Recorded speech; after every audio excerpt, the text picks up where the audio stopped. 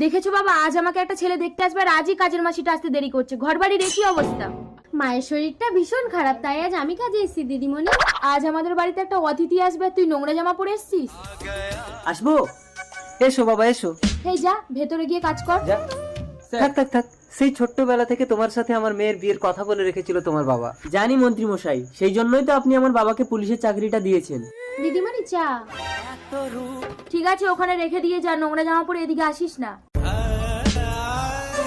তুমি অমন ভাবে কথা বলছো কেন ওর সাথে? কাজের লোককে কাজের মতনই রাখতে হয়, নইলে মাথায় উঠে গেলে ওদেরকে আর নামানো যায় না। দাঁড়াও পুষ্কর, দুপুরে খেয়ে যাবে না?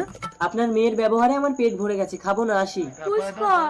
এই মল্লিকা, কাঁদিস না রিনি, তোমার বাবার চাকরিটা কিন্তু চলে যাবে পুষ্কর। হ্যাঁ বাবা।